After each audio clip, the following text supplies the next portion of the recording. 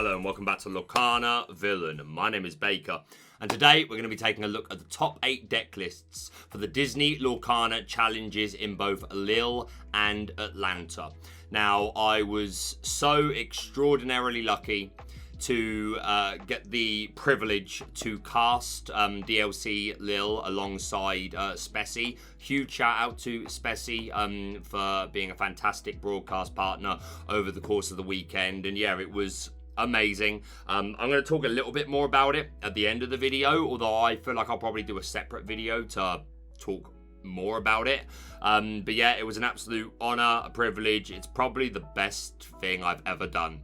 I'm quite lucky in that, like, my career as an actor and singer, I've done some pretty cool things in my life and things that I'm proud of and had some pretty unique experiences. But it really was, I would say, the best experience of my life. I'm so humbled. I had an amazing time. A huge thank you to Ravensburger, to Tournament Center, to all you guys that have been supporting me and watching my channel. And without you guys, I'm never in that chair doing that. So thank you so much. I hope I did it justice, because I know how many people would love to be in that position. It was my dream since the moment I was building the channel. Like, I mean, actually making the channel, I was like, the goal is to cast. And it happened. And yeah, I'm extraordinarily lucky. So once again, a huge thank you to everyone that supported me. Again, I'll speak a bit more about it at the end, but probably in more detail in a separate video. But the theme of today's video is to go through the top 8 deck lists for the players that went through humongous tournaments, over 2,000 players in the case of Lille, and almost 2,000 for Atlanta, 1,990 for them, both taking place on the weekend of the 25th and the 26th of May. But yeah, 2 humongous tournaments. It was 9 rounds of Swiss for Lille. I think it was the same for Atlanta. And then, of course, a cut to top 64 on day 2. I'm just going to be doing the top 8 deck lists for both Lille and Atlanta. Otherwise, this video will be far too long. I'm getting most of my information, the vast majority of it, from inkdex.com. Thank you to them, as always, for being a fantastic source of information. For Lille, they were actually missing 2 of the deck lists from top 8, but I've been able to find them myself because thankfully they belong to 2 of the people that we actually cast feature matches for in Top Cut. But we're going to jump straight in, starting with Lille. The first place list, we have some Steel Amber Flutesong, courtesy of Frank. Now, Frank, I was not familiar with before the event. I have come to learn they're very, very famous in the Magic the Gathering community. I never played Magic. It was never my game, so they were unknown to me. But I quickly found out, and Spessy seemed to know him as well, and I quickly learned that he was well known to a lot of the community. And yeah, it was a pleasure to watch him play. Clearly a very good player, and yeah, he was rocking Steel Amber Flutesong, taking advantage of 2 copies of Sleepy's Flute to let us gain lore whenever we sing a song. I'm not going to be going over any of these lists in too much detail. We're at the end of this, like, this was the send-off for this meta, where, like, people are interested in moving into set 4 now. But again, I want to absolutely highlight the deck list that won the first Disney Lorcana challenges. But yeah, huge congratulations to Frank for taking home the first ever trophy. What an amazing set of prizes to walk home with, and obviously well earned for going through such a deep field. So yeah, Flutesong, we've got 3 copies of Stout-Hearted Cinderella here, which is more than normal, but I don't hate it at all. If you can bait out Lady Tremaine to be prepared and stuff like that in the control matchups, courtesy of your Robin Hood, your Tinkerbells and things like that, then if you can then follow it with a Cinderella, then it's hard to, like, demand certain removal, because obviously they get around Medusa, so they kind of need the Be Prepared or the Tremaine, and obviously most Ruby decks are only running 1 Tremaine, so I think these are nice, and it did pay off for him in his, yeah, it was his final match against Reese, where I think it was game 1, and he had a Stout-Hearted Cinderella and a Smee. His opponent played Be Prepared, and he drew back into another one and was able to put that down and make that stick for a few more turns. So I like the high counter Cinderella. Bare Necessities at 1 seems low to me, because I think it's important for picking off Fishbone Quills, things like Whole New World. Again, I've just said that Cinderella's good in To Be Prepared, but it's still nice to be able to pick them off when you need to. But one was clearly enough for Frank. 4 Storm Rage on, 4 Strength for Raging Fire, 2 Zeus, 3 copies of Grab Your Swords, which I think is correct to have a higher count of this. Give yourself better matches into Emerald for sure, and even opposing Flutesong and things like Bucky.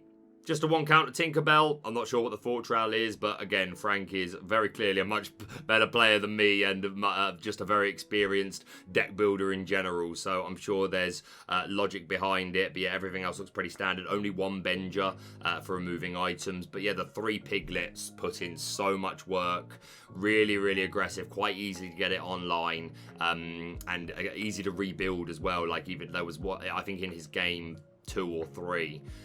One of Frank's games in the final anyway, and he only had the Piglet out for a good couple of turns, but then on turn 5 or 6 he was able to extend with a couple of things and immediately have it online and questing for 3. So from what I saw, this put in a lot of work and obviously did the same throughout the entire tournament. So yeah, our first DLC is won by Flutesong, which I think there's a real poetic, I think is very poetic. I think it was the best deck of Chapter 1. And again, the fact that we're going to look at the second place list in a moment, which is Ruby Amethyst, but I do think that was also very poetic, that the final of the first DLC was Steel Amber Songs versus Ruby Amethyst, which has kind of been the ultimate rivalry since the beginning of Lorcana. It's The Rock versus Stone Cold Steve Austin, it's Tyson Ali, it goes on and on. So yeah, I think this was a really symbolic final, and I think it's nice that Steel Song was the one to take it home. So huge congratulations to Frank.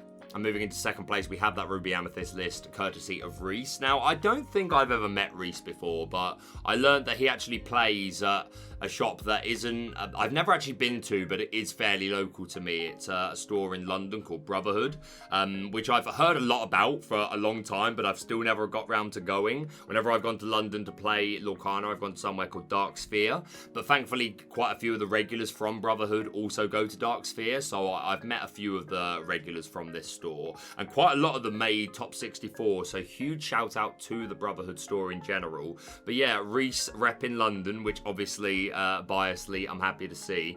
We're a really nice Ruby Amethyst list. The main spice here really is the 1 copy of Jim Hawkins Space Traveller to rush in Queen's Castles. You can be a bit more aggressive and like give yourself a bit more tempo. If you've already got if you're on at least turn 6, or at least 6 ink, should I say, and if you've already got 1 character on board, then you can rush in Jim with the castle, move your other characters to the castle, and then you're suddenly going to be drawing 2 at the beginning of your next turn out of nowhere.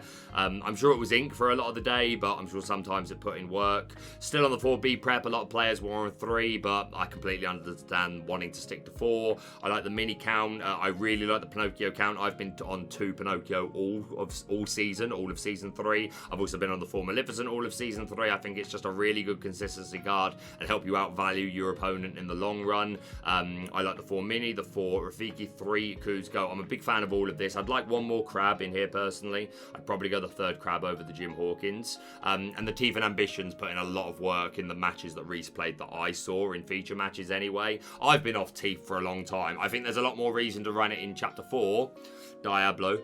But I've been off Teeth and Ambitions mostly throughout season 3 format, but clearly putting a lot of work for Reese. And again, I saw a couple of game moments against the in his top 8 game and his top and the final even though we went on to lose, but I saw a couple of interactions where this team was really important. So yeah, deck looks really good. Again, Ruby Amethyst with another really fantastic showing, and again we like I kept every time we made predictions about what was going to do well, I said I thought we were going to see a lot of Ruby Sapphire, and obviously EA Tempo and Emerald Steel were looking real good. But Ruby Amethyst is old reliable for a lot of people, and just if you think you're a good player and you trust your skill set, then you're probably quite happy piloting Ruby Amethyst. So it doesn't surprise me to see it do well. As a RA player, I'm glad to see it do well, and yeah, just huge congratulations to Reese on 2nd place. Going into top 4, another Ruby Amethyst list, but with some more spice. We've got 2 copies of Hydra, Deadly Serpent, 6 cost uninkable, 6/5 quest for 2, and watch the teeth. Whenever this character is dealt damage, deal that much damage to chosen opposing character. So that's if they do damage, if damage is done to this because we played Teeth and Ambitions, or because the opponent played Let the Storm Rage on, or Grab Your Swords, or Smash, or anything like that, we do the damage back. Or if they challenge us and we do 6 damage to their character, if there's another character to do damage to, we can do it, or even us being the ones challenging in. So it is quite versatile in a sense, maybe a bit slow. I was really shocked when I heard there was a deck in top 8 that was playing a 2 count of Hydra, but made it all the way to top 4. I really wanted to be able to feature them because I wanted to see this in action, and unfortunately I never got the opportunity to actually see this list in action. But yeah, love the spice. Also running 2 teeth, which again, if you're running Hydra, makes all the sense. No, be prepared. The mind games all day, I can imagine. Thea time, I don't know if you watch my content or not, but I'd love to know, like, you must have got some weird looks against some certain opponents when you were a certain amount of the way through your deck and you still hadn't played B-Prep. I bet that was a mind game all day, but yeah, I'm not saying I agree, but it clearly worked out for them making top 4. I like the 2 Pinocchio. I like every other count in here. Absolutely everything. Again, I'm shocked to see the Hydra. I personally like to see a Lady Tremaine, but I see like running 4 Medusa. There's absolutely nothing wrong with that. So yeah, there you go. Congratulations to Thea time. And going into top 4, we have Moosh. I've used the names of players courtesy of what was on inkdex.com because I'm assuming them to be their usernames, or at least the name that they would prefer to be public. So for those available, I've done that. So yeah, we've got Moosh, who, from what I hear, is very well known in the French Lorcana community, or just trading card game community in general. Huge shout out to them for doing so well with some EA tempo. Just win the game. Did really, really well. I want to give a shout out to Artbacks, who didn't perform as well as he had hoped. He was absolutely one of my main picks to win the whole thing. Didn't have a great run. We did manage to do a feature match for him, but I'm sure he'll be very proud to see that EA tempo still did very well. Moose running a slightly different version though. Most notably, I see not running Pascal's. But other than that, looking pretty standard. Chernobyls, Rafikis, and Merfolks. Nice count of 1-drops. We've got 1 Pinocchio so that we can be a bit more aggressive if we want to, especially into the mirror. A couple of Maleficents for the draw. High counts of Crabs, Kick Cloud Kickers. The 4 full Ursula to really maximize the odds of that high roll with friends on the other side, or Mother Knows Best. Tinkerbell, great evasive character and gives us answers to the opposing Stylish Surfer Mini. 3 Castle, not much left to say really here. This is pretty standard, a really strong deck, and I am glad to see it reach a top 4, so huge congratulations to them. Going into top 8, we have the 1 Ruby Sapphire deck that made the top 8. Yeah, I thought this was really, really favoured going into DLCs, and it did do well. There were some placements with it, but I really did think it was going to be a bit more weighted than it was. But nonetheless, 1 makes it all the way through to top 8. Again, a match that we featured. Me and Spessy had a great time talking about the Grandma Tala, 7-cost Inkable Spirit of the Ocean, 4/8, which is a great stat line, out of Medusa, out of Zeus, questing for 2, and obviously gaining a lore every time you put something into your Inkwell, which can either be just ink for turn, or Fishbone Quill, or 1 jump ahead. So I bet this helped them make some nice jumps throughout the day. And of course, they're running Floodboard targets, the 2 cost to be additional early ramp, and if they ignore this, Grandma Tala can just sit there and quest for a while. The other Grandma Tala, Keeper of Ancient Stories for the card draw. So yeah, absolutely, why not? I love it. Also, 1 copy of Scepter of Arendelle. The 1 Shield of Virtue was not uncommon in the red-blue decks that we were seeing, because I totally agree. Again, if you miss your Pulpsicle, then it's another chance to get a 1-drop item on the board, all ready for things like Flavisham, or again, even later on in the game, if you just want food for Flavisham, it feels a lot better to get rid of the Shield of Virtue than like your Fishbone Quill. And again, it can have use just for the ability to pay 3, exert, and re-ready, just to keep your characters safe. Or maybe Flavisham is able to get a double. I wouldn't be able to quest again. But yeah, you're just keeping characters safe, essentially. Or you could sing Be Prepared with one of these 7-cost characters, and then, quest with them, re-ready them the Shield of Virtue, and then Be Prepared. There's some just fun interactions. But yeah, also the Scepter of Arendelle, which I mentioned on stream, as well as fitting all those things I just said about 1-cost items, which have synergy in this deck.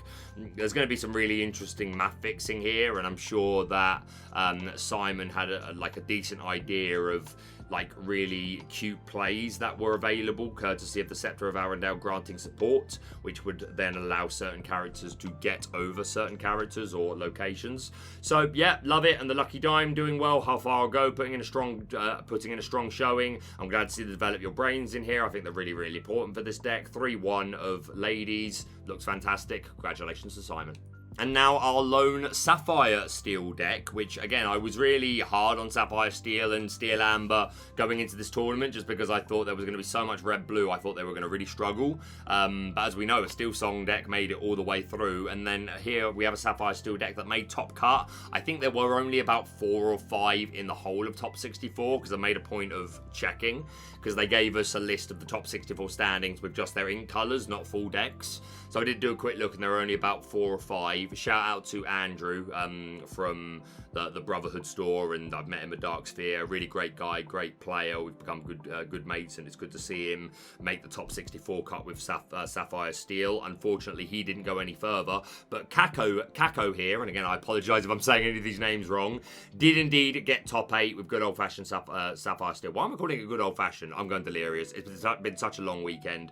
But yeah, the main spice here is the Audrey Ramirez, 5-cost Inkable, 2/5 quest for 2, ward, and spare parts. When this character quests, ready one of your items. Now, we did feature this person. Unfortunately, this Audrey Ramirez never hit the field, and I was very disappointed about it. I really wanted to see her put in some work, but obviously you can see how she could, like giving you extra procs of Fishbone Quill, and more importantly, extra procs of Lucky Dime, which again is kind of crazy. And she's got ward. She's questing for 2 herself. Her stat line's okay. Again, she falls to most of the common spot removal targets, but I'm sure she puts in some work in throughout the day. 1 Rise of the Titans I do think is low because I just think this deck can really struggle against Queen's Castle, but clearly they did a good job and 1 was enough for them on this day. 2 One Jump Ahead, 2 Let It Go for things like Stout-Hearted Cinderellas above anything. 1 Bencher for items, 4 Develop Your Brain for finding pieces, 2 Fire the Cannons. Yeah, looks fantastic. Congratulations to them. Also, our final Ruby Amethyst list that made top 8. I wanted to go through these more relatively in order of first to last sort of thing. But yeah, nothing too out of the ordinary here. We've got 3 Chernobog's followers, 2 Olaf, and 4 Rafiki. So 9 1-drop. And 2 always classy. So yeah, 4 1-3s, the 4 Rafiki, and then 3 Chernobog's followers, which I don't hate at all. Just like maximizing the odds of getting that 1-drop. It's probably a bit too many for my eyes personally. But again, the top 8. So I'd rather have too many than not enough. And again, Chernobog's followers really good into the discard decks and just helping you have a bit more consistency. 3 Pinocchio, is high, but I love it. Like, there was a point where I was on 3 Pinocchio. I dropped to 2, but I absolutely understand that 3 Pinocchio can feel really, really nice. We've got a 3-1 of the ladies in red, 4 Mini, 3 Be Prepared, and 4 Queen's Castle. So, yeah, that's really good. Congratulations to them. And our final list from the top 8 of the DLC in Lille, we have Alid or Alid, not sure, but nonetheless, congratulations to them on a top 8 finish with some Amethyst Steel. No Jafar, just a mid-range build, but we're not even playing the Blue Fairies. We've not got a huge pool of Floodborns, just the 2 count of Robin Hood, Champion of Sherwood, and 1 Yzma. Not sure of the reasoning behind just 2 of the Floodborn Robin Hood, but hey, again, led them to top 8. 3 Benja for the items, maximising on our bounce package, and 4 Maleficents, 4 Smee. We got them 3 Pinocchio again, 4 Hook, 4 Snake. Yeah, all looks good. I'm not sure why there aren't more Robin Hoods in here, but yeah, we've consistently seen Amethyst Steel be a really strong, low to the ground, consistent, always let me play the game sort of deck. So yeah, doesn't surprise me to see it do well again here, so huge congratulations to them. Alright, I'm recording this part in post because I forgot to talk about this deck, so no face cam for just this one deck. But yeah, this is the one and only deck outside of top 8 that I do want to talk about, which you could probably already see the reason why. I do actually know this person, Velvet Mamba. I've met them a couple of times in London at Dark Sphere. They were another one of the players that also play at the Brotherhood, so again, congratulations to that store being very well repped in the day 2 car. But yeah, how could I not highlight this deck? And it's it's nearly the exact same deck that I played against Velvet Mamba in my top 8 game of my set championship at Dark Sphere. And I was able to win, but by the skin of my teeth. And yeah, they've made a few changes. They're no longer playing the 3-drop Ursa Deceiver of All. Decided to add just some consistency cards, but they were playing at the time, and they have played once again to a Day 2 DLC event, the Queen. The Disguised Peddler, 3-cost uninkable, 2/3, a perfect disguise. Exert, choose and discard a character card. Gain lore equal to the discarded character's lore. So we are EA tempo, but we've got this sudden lore jumper here in the form of the Queen. And our discard targets, more often than not, are going to be either the 6-cost Robin Hood, who has 4 lore, or the Madam Min Purple Dragon, who also has 4 lore. Of course, you can also just put these characters on the board. If they don't have an answer, then they can just quest safely. And Purple Dragon has utility as is, because she returns 2 characters to your hand. So there's obviously a lot of bounce stuff here, like Ursa Deceiver, Maleficent, Merlin Rabbit, Merlin Goat. Plus, you can just be keeping things safe. You can exert the Queen, discard a Robin Hood to gain 4 lore, and then put down the Purple Dragon, bounce the Queen and something else, and then that's threatening to quest next turn for 4 lore, and then you put the Queen down again, and yeah, it made Day 2, which I am absolutely delighted about. So huge congratulations to Velvet Mumba. If you end up watching this video, please leave a comment. I'd love to know what you lost to, and just any cool interactions or moments or thoughts or just anything about your run. I would certainly like to see, and I'll pin it, and I'm certainly sure that others would like to see that as well. But yeah, Peddler, man. Alright, going over to Atlanta now and going straight into first place, we have Joshua with some Purplefasa. The knowledge that this was doing so well going round the room on the Sunday at Lille was tangible. Yeah, a lot of the staff were talking about this. I absolutely love it. I absolutely love it. Like, everyone thinks the meta's solved, and here we are, Purplefasa winning Atlanta. But to be honest, that in itself is a surprise, but I'm not flabbergasted. Like, I think Purplefasa was probably a little better than people think. Like, not loads, but a little. And it did well at a recent online event.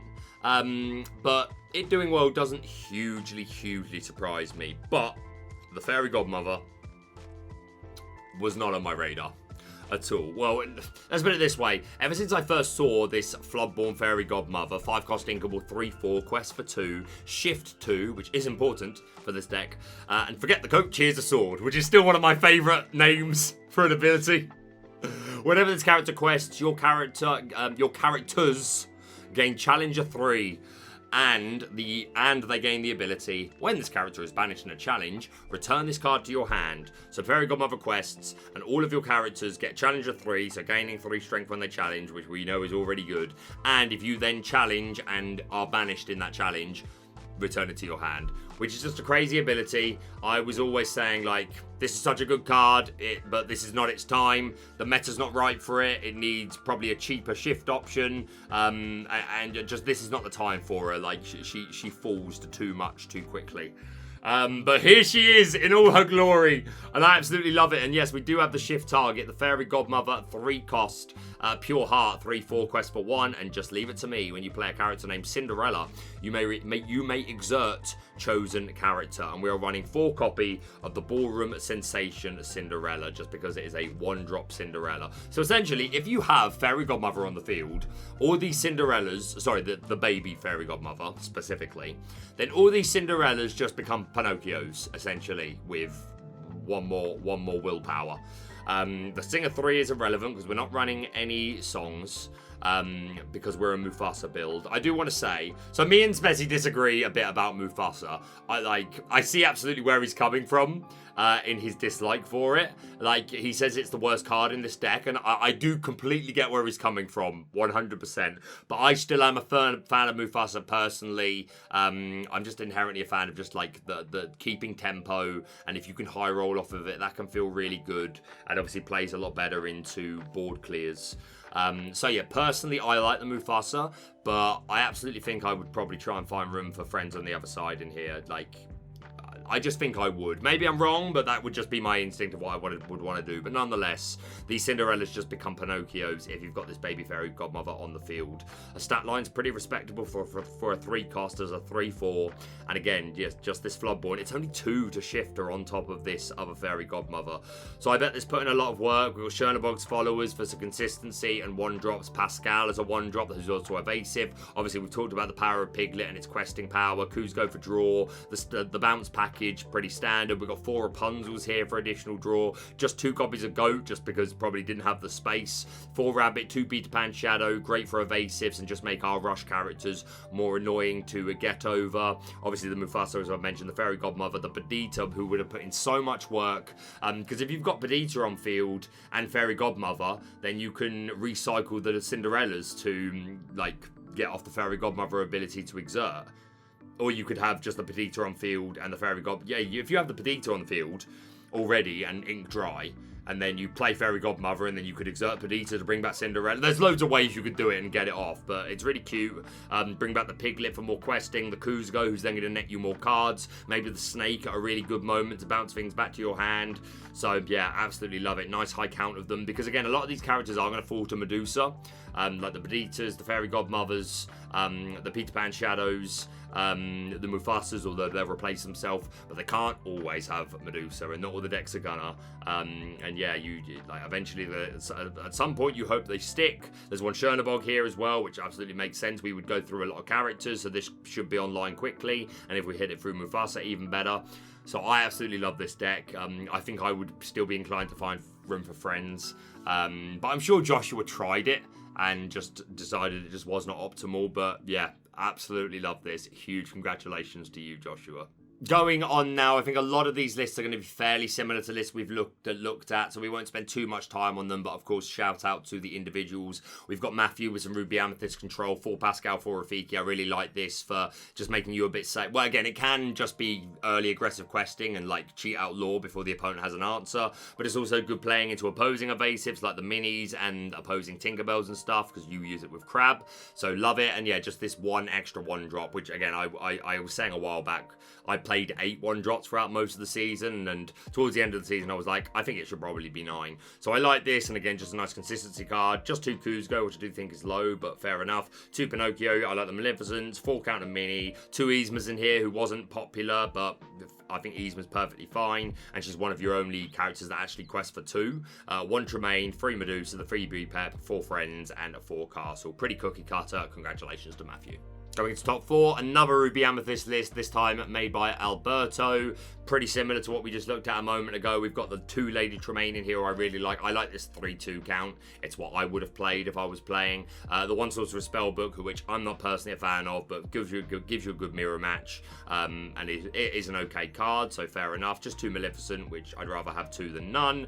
8 1-drops, yeah, everything looks pretty standard to me. Pretty strong, and led Alberto to top 4, so congratulations. We'll skip to the last Ruby Amethyst list quickly in top 8. Another Matthew. Congratulations to them. Yeah, nothing hugely standing out to me. Again, I'm liking seeing more people were playing 2 Pinocchio than not, because I really do think that was the right call.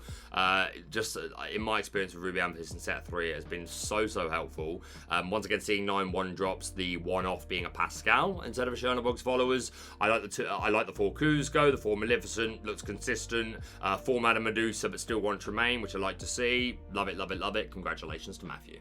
Going back to top 4, we have Zan, who is obviously really known in the community, has a fantastic tournament record in Lorcana throughout their career so far. Again, content creator in their own right, strong player, seems like a really nice, down-to-earth, humble person as well, and strong deck builder, and yeah, but absolutely, if they hadn't already, solidifies themselves as one of Lorcana's final bosses.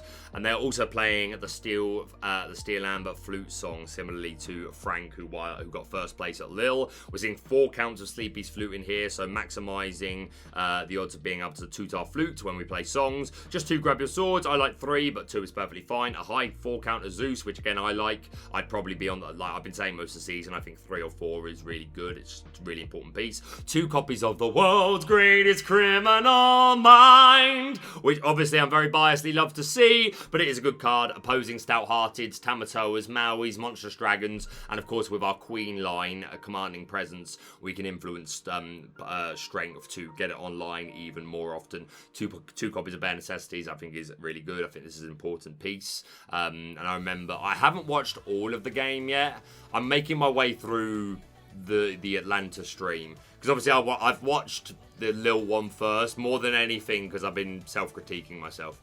But I've started watching through some of the Atlanta matches, and I've started watching the match of Zan versus R&B. I've not finished yet, but I have noticed in game 1 the Bare Necessities on R&B's Whole New World on just after they put down the Fishbone Quill was really, really strong, even though they drew another Whole New World I think a couple of turns later. But yeah, just an important piece. I like the 2 count, 1 copy of Stout-Hearted, 2 Benger, so a little bit more response to items. And you notice once again we're not seeing the Beast. They're just the top players saying it's not worth it. If they just go Medusa or even just chip damage with Storm Rage on or something, then it's just not worth the 5-drop.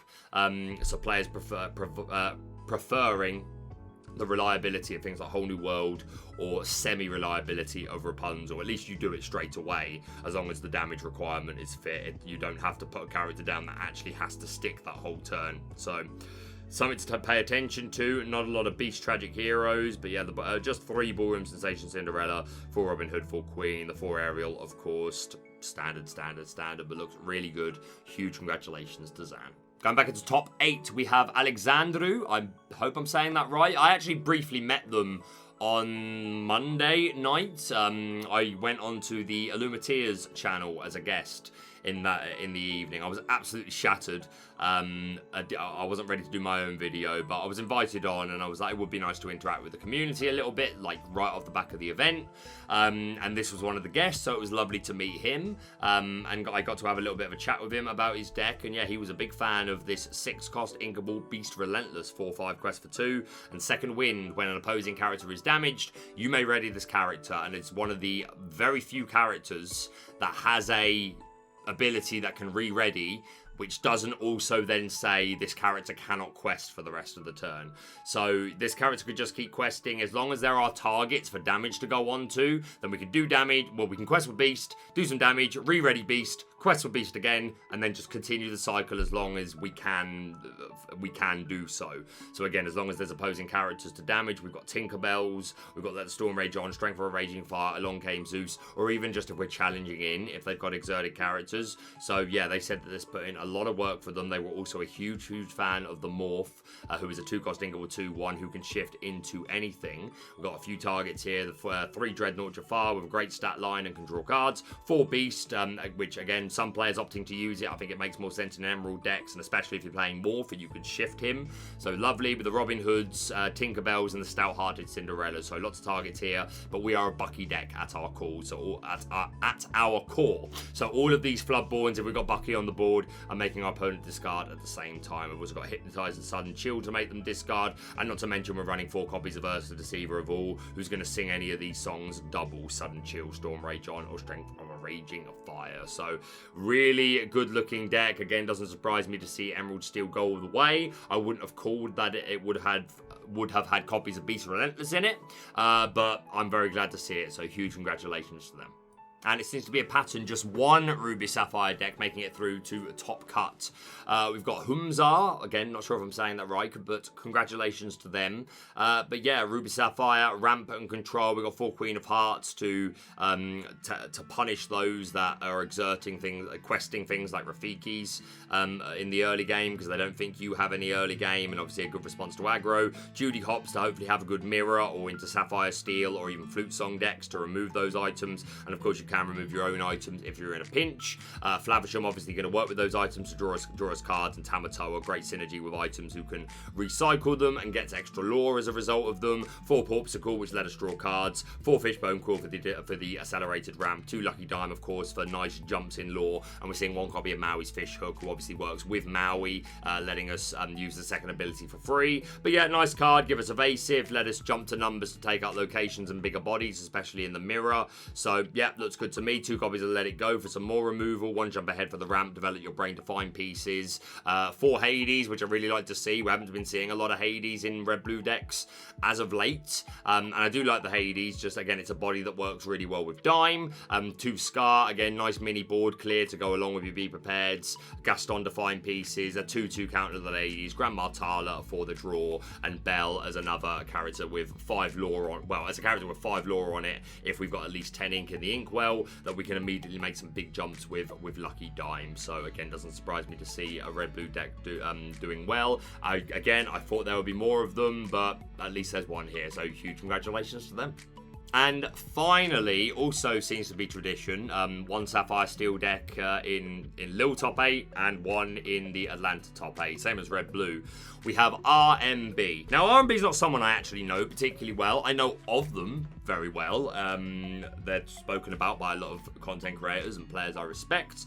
Known as a good player, a very good deck builder. And again, I was on the Illuminateers channel on Monday night briefly for their live stream, and he was also one of the guests. So I got the chance to briefly meet RMB. Seems like a really, really nice guy, and I'm really, really happy for him cementing that top 8 for the first DLC. Definitely something, again, along with all of these top 8 players, made history, man. The lot of you made history.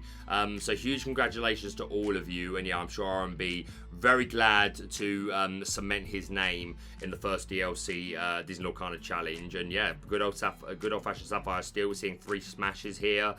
Good for us, a Deceiver of All, aerials, docks, things like that, or just the last bit of math we need, along with like Tinks. And we got single Fire the Cannons, single Baboom here. I've always liked this 1 Fire the Cannons, 1 Baboom. Ever since Zephyr explained it to me as like Fire the Cannons is really good on the draw, so you tend to keep it before the mulligan, but drawing into another one feels bad. So if the second one is a Baboom, then at least that's inkable. And then even on the play, Baboom is a pretty nice, like you go 1 drop and then they go 1 drop and then you Baboom their 1 drop, whether it be a Robin Hood or a Queen or something. So I really like this split of these. We've got 2 Let It Go. Everything else looks really standard. I really like the Beast Hard-Headed, which I wouldn't say standard. I'd say about 50%. We see it quite a lot, 50% of the time. People using this as their item removal, sometimes as well as Benja, but in this case, instead of Benja, and again, I like it. The item removal, 4/4 stat line to get over Medusa. Quest for 2, so does Benja, but cool. Quest for 2, and of course, it can sing our 5-cost songs, arguably the most important point. So yeah, the main bit of spice to pay attention here, only the one along came Zeus. Again, I like this at a high count, but RMB's probably most probably a better deck builder than me, so I'm sure he's got very strong reasons why he likes just the 1. But yeah, the main bit of spice is the 7-cost inkable fighting Simba Fighting Prince. 5/7, so again, a really nice stat line, gets around Medusa, gets around Zeus, questing for 2, and step down or fight. When you play this character and whenever he banishes another character in a challenge, during your turn, you may choose one of these abilities. Either draw 2 cards, then choose and discard 2 cards, or deal 2 damage to chosen character. So that second part of the ability is basically, it's another Tink, like, because that's one of Tink's abilities, that when she banishes a character in challenge, you deal 2 damage. So it's just an extra Tink. But again, it's diverse. You can go either way. If you want to be doing the chip damage, then be my guest. Or if you want to be drawing and discarding, then also be my guest. And again, at this point in the game, there's certain things that we aren't worried about throwing away. Like maybe we don't need Mickeys anymore, or just cards that are like more for specific matchups. But again, just helping us build to the things we need to finish the game. Again, any deck that's running Dime just wants to find the right combo and to be able to just make that final jump across 1 or 2 turns. And yeah, from the stream, hearing him talk about it, it was the absolute MVP for him and put in a lot of work. And it's not the first time we're seeing Simba Fighting Prince in the top list. Again, not very common, I would say, but yeah, definitely cementing its legacy as a worthy of being in a top 8 cut list for such a huge tournament. So massive congratulations to RMB. And that is it for the top 8 deck lists for both of the DLCs in Lille and Atlanta. I'm sorry if you made top cut and we haven't gone through your list. I feel like it would just take too long, but a huge shout out to all of you. You did so incredibly well. You made history. Be very proud of yourselves. And those of you that went along and didn't get the result that you wanted, well done for going along and playing. Like, there's a number of factors. At least hopefully you learned something, or at least you had some fun, or both. But yeah, that's pretty much it. The video's gone quite long, so I don't want to go on too much longer. So I'm definitely going to do a different video to talk maybe in a little bit more detail about my experience as a caster. But everything I said at the beginning, thank you so much to everyone that supported me. But yeah, to kind of just like do a TLDR version, I've watched a lot of it back.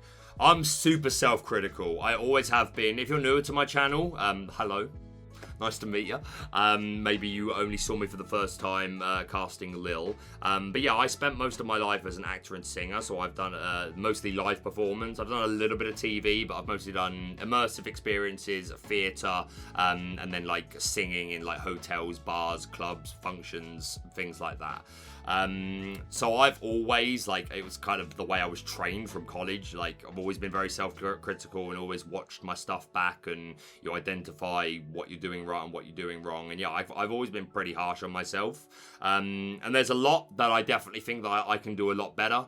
I think immediately if I was to go into another one, then I feel like I would already be able to be a lot better.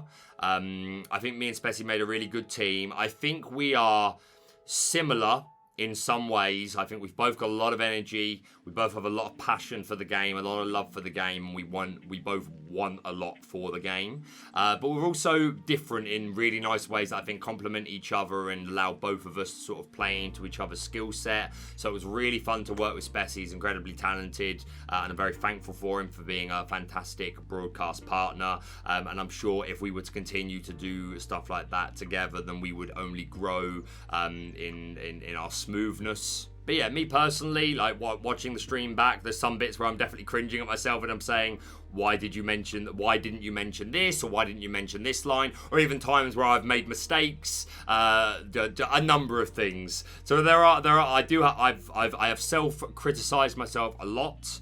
But I don't see that as a bad thing. That's ultimately what's going to help me improve if I get the chance to do this more in the future. But most of the feedback that I've seen and heard has been really positive, so I'm very thankful for that. And yeah, just basically want to just do the job justice. And again, I very honestly do not know if I'm ever doing any more. It has not been confirmed. Conversations are happening that I can't talk about, but 100% promise you, I do not know for certain if I am doing any others. But if the chance does come, then I hope to improve, to continue to be worthy of it, and not let the community down. But yeah, that's pretty much it. And again, shout out to everyone who I met. I'm going to do another video where I'm going to talk about it in more detail. I've got some bits of videos that I can show that I've had to wait to have cleared and see if it's okay for me to show in videos. So I am going to talk more about it and talk about the people that I met. And I got to sign things for people and take photos with people. And it was a whole experience. But I want to keep this video mostly talking about the top cut deck lists. But I, of course, wanted to at least allude a little bit to my experience as a caster and just basically say thank you to everyone for being amazing. Thank you so much for watching. If you're brand new to the channel, please subscribe for all things Lorcana. Hit that like button to show your support, and we'll see you soon.